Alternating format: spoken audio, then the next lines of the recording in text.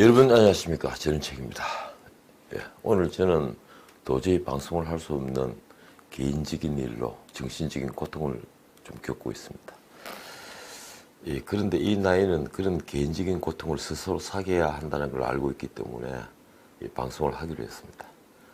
지극히 사적인 일입니다. 오늘은 뉴스가 쏟아졌습니다. 어제군요. 사실 모두 예정된 뉴스였습니다. 이 검경수사권 조정안이 국회를 통과했죠. 이 정권이 기도한 검찰 무력화는 이제 완성됐습니다. 윤석열 총장은 수사권 조정에 관한 최종 결정은 국민과 국회의 권한이고 공직자로서 국회의 결정을 존중할 것이다. 이렇게 말했군요. 야당은 정말 무력했습니다. 야당의 최선은 본회의 불참이었을까요? 정세균 총리 임명안 또 국회를 통과했습니다. 입법부 수장이 같은 정부에서 행정부 총리가 되는 정말 코미디 같은 상황이 벌어진 겁니다. 역사는 오늘 이 현장을 어떻게 기록할까요? 중앙선관위가 비례자유한국당 명칭을 불허했습니다. 한국당이 위성정당을 만들어 연동형 비례제의 허점을 돌파하려다가 난관에 부딪힌 것이죠. 꼼수를 막는 묘수가 무산된 겁니다. 어제 말씀드린 대로 법무부는 검찰 직제 개편 추진안을 오늘 발표했습니다. 이 검찰의 직접수사부서 13개를 폐지하는 게 핵심입니다. 북한 김계관이 문재인 대통령과 우리 정부를 노골적으로 조롱하는데도 청와대는 침묵을 지켜왔죠. 국가적 망신을 한 대참사 뒤에 이런 침묵에 민망했던지 오늘은 통일부 대변인이 나섰더군요. 남북이 상대방을 존중하면서 또 서로 지켜야 할 것은 지켜나가는 노력을 하자. 참 대한민국은 성인 군자의 나라라고 할까요? 어쨌든 망신살이 뻗친 건 국민이 아니라 문재인 정부입니다. 자, 먼저 검경수사권 조정안 통과를 보죠. 제적 167명 중에 찬성이 165명, 그리고 반대가 1명, 기권 1명입니다. 정세균 임명 동의안에서 무력하게 패하자 한국당은 본회의장에서 퇴장을 한 겁니다. 4+1 협의체의 속수무책이었다고 해야 하나요? 검경수사권 조정의 핵심은 다 아시다시피 검찰의 수사지휘권을 없애고 경찰의 수사 종결권을 주는 겁니다. 이 검경수사권 조정은 전에도 말씀드렸지만 형사소송법 개정안은 공수처법과는 또 다른 국가의 틀을 바꾸는 일이자 민생에 직접적인 영향을 미치는 문자 그대로 대사건입니다. 제가 감히 말씀드리건대 이런 국가적 틀을 바꾸는 일은 당리당략으로 밀어붙일 일은 절대 못 됩니다. 사실 수사권을 경찰이 가지든 검찰이 가지든 국민에겐 피부에와 닿지 않는 문제죠. 그러나 만약 실체적 진실이 호도되거나 왜곡되고 더 나아가서 선이 악으로 매도되는 사태가 여러분에게 직접 일어난다면 어떻게 하시겠습니까? 그걸 바로잡을 기회가 영영 사라지고 없다면 말입니다. 앞으로는 경찰이 범죄 혐의를 인정할 때에만 검찰에 송치하게 됩니다. 만약 경찰이 사건을 덮어버리면 검찰은 밝혀낼 길이 없게 되겠죠. 경찰이 반대하면 검찰의 보완 수사도 사실상 불가능하게 됐습니다. 오늘 자료를 보니 경찰 수사 인력은 무려 2만 명이 넘더군요. 이들이 인지한 사건 중에 무혐의로 끝난 사건도 연간 10만 건을 상회합니다. 이런 경찰에 검찰의 견제는 사라지니 이제 국민은 경찰의 선의만 믿을 수밖에 없게 된 겁니다.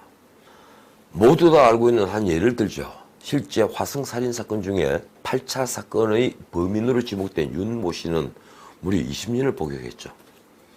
그래도 그는 운이 좋아서 이춘재가 잡혀가는 바람에 뒤늦게나마 이제 한을 풀게 됐습니다. 그런데 그때 수사를 했던 수사 관여자들은 어떻게 됐을까요? 이제 그들은 거꾸로 수사 대상이 됐습니다.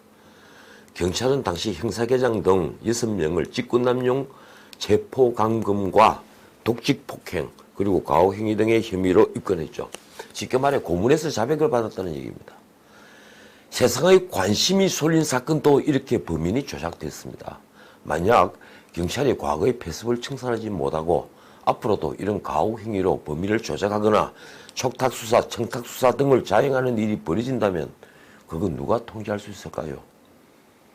경찰은 오늘 수사권 조정 법안의 통과로 환호작용하고 있겠지만 저는 경찰이야말로 이제 기로에 섰다는 생각을 합니다.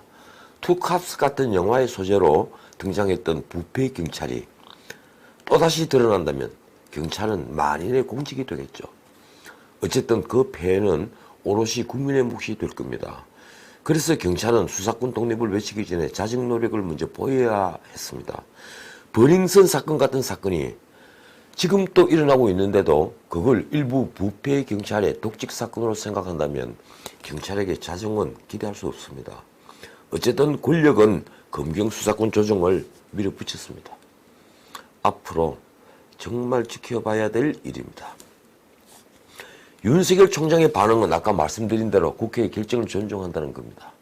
재미있는 건 오늘 또 조국이 페이스북에 글을 쓴 겁니다. 자신을 포함한 일가가 저지른 범죄로 온 나라를 몇 달 동안 흔든 처지에 아직도 그는 검찰개혁의 희생양 연기를 펼치고 있죠. 정말 혼신을 다한 연기입니다. 조국이 검경수사권 조정 법안이 7시 59분 국회를 통과하자 1분 뒤에 쓴 글은 이랬습니다. 공수처, 검찰, 경찰의 삼각체제가 조속히 착건하기를 희망한다. 그는 또 자치경찰 전국 실시를 거론하면서 이렇게 썼더군요. 4월 총선 이후에 이 법안도 통과한다면 권력기관 개혁 업무를 관장했던 전직 민정수석으로서 여한이 없을 것이다. 글쎄, 지켜보죠. 처가 구속되어 있고 자신도 이제 법정에 서야 하며 아들, 딸도 만약에 윤석열 검찰총장이 직무를 다한다면 법정에 서는 게 정도일 텐데 지금 또 조국은 이런 글을 쓸 수 있으니 정말 대단한 분은 틀림없는 것 같습니다. 청와대도 검경수사권 조정을 반색했습니다. 총선에 출마한다는 고민정 대변인이 나섰습니다. 오랜 기다림 끝에 비로소 검찰개혁의 제도화가 완성됐다.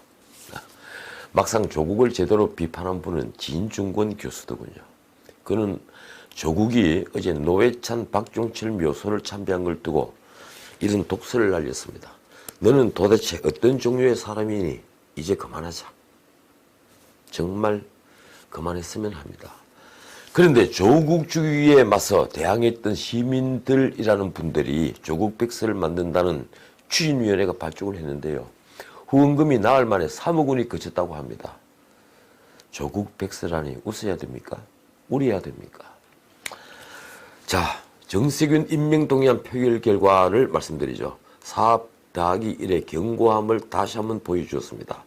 278명이 표결에 참여했는데요. 이 무기명 투표죠. 찬성이 164분, 그리고 반대가 109분, 기권 1표입니다.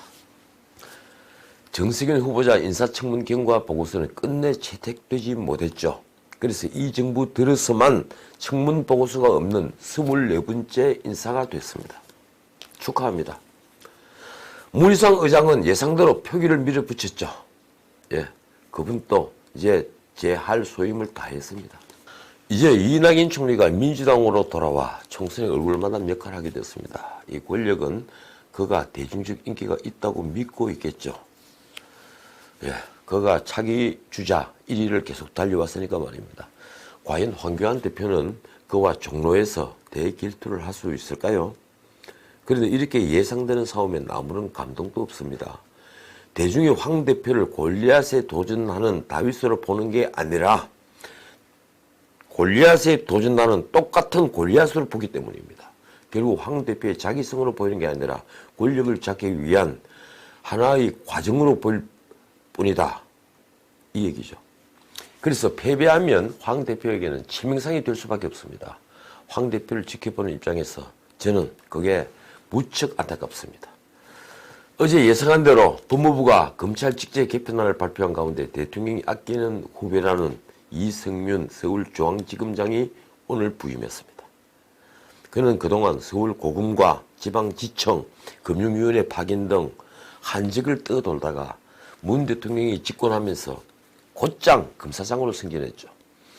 윤석열 총장도 같이 검사장으로 승진했는데 그리고 또 연수원 동기인데 윤 총장보다 파격적인 인사로 보였습니다. 그를 한직으로 떠돌게 만든 사건이 무엇인지 아십니까? 그가 서울 동부지검 형사 2부장으로 있을 때 로스쿨 출신 검사가 여성 피의자와 검사실에서 유사 성행위를 벌였다가 그게 폭로되는 바람에 엄청난 파문이 일었죠. 바로 그 사건이었습니다. 어쨌든 그는 검사장으로 승진해서 대검 반부패 부장 자리에 있었는데 당시 송인배 청와대 정무비서관의 정치자금법 위반 사건, 그리고 김은경 전 환경부 장관이 연루된 환경부 블랙리스트 사건, 그리고 또 대중의 관심을 받았던 손혜원 의원의 목포 부동산 투기 사건을 지휘했죠. 대검에서 흘러나온 얘기로는 그는 신중을 폈다고 합니다. 그래서 이제 그 사건들은 모두 불구속 교사에 그쳤습니다.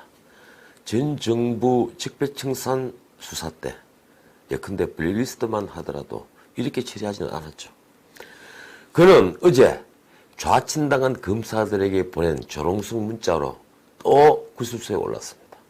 당연히 언론의 관심이 쏠렸죠. 취임사에서는 절제된 검찰권을 강조했더군요. 그래서 묻고 싶습니다. 아마 앞으로 친절하고 겸손한 검찰을 볼 수 있다고 행복해야 하는 겁니까? 과연 검찰이 그렇게 바뀌는 건가요? 선관위가 오늘 칼을 휘둘렀습니다. 비례자유한국당 등 비례가 된 정당 이름을 사용할 수 없다고 했군요. 한국당이 고심에 빠졌습니다. 이대로 총선을 치를 경우 연동형이 적용되는 30석은 한국당은 단 한 석도 얻지 못할 테니 말입니다. 한국당은 민주당 대선 캠프에서 일을 했다가 선관위원이 될 때 논란이 됐던 조혜주 선관위원을 걸고 넘어졌습니다. 조혜주 위원은 12일 서울신문과 인터뷰를 했더군요. 그때 이미 비례자유한국당 명칭은 절대 안 된다고 못을 박았다고 합니다. 한국당이 선관위 전체 회의를 하루 앞두고 가이드라인을 밝혔다고 공격하는 건 당연하겠죠. 그래 본들 그런데 무슨 소용이 있겠습니까? 어떻든 한국당은 다른 묘수를 찾고 있는 중이라고 합니다. 그중 하나가 보수 통합으로 어차피 새 당명을 가지게 될 테니 기존의 한국당 이름을 정당 투표용 위성정당 이름으로 쓰겠다는 겁니다. 그러면 유권자가 잘 구별할 수 있다는 거죠. 김성문 대변인은 정당 설립의 자유를 대놓고 파괴했다며 유권자의 혼란을 우려한다는 선관위가 된 이유는 국민 수준을 무시한 급조한 핑계라고 했습니다. 이제 국민들은 보수 정당과 그 위성 정당 명칭을 다시 공부하는 처지가 됐습니다. 자, 오늘은 여기까지입니다. 내일 문재인 대통령의 기자회견이 예정되어 있죠. 과연 기자들은 질문다운 질문을 이번에는 할 수 있을까요? 제가 자주 인용하는 백악관을 가장 오래 출입한 노기자 헬런 토머스가 94살 때 한 말이 있습니다. 권력자에게 질문할 수 없는 사회는 민주사회가 아니다. 내일 문 대통령은 문 대통령대로 설레발을 치고 있다고 한 김정은에게 어떤 말을 할까요? 저는 그게 몹시 궁금합니다. 그런 질문을 기자들이 할 수나 있을까요? 지금까지 전우측이었습니다.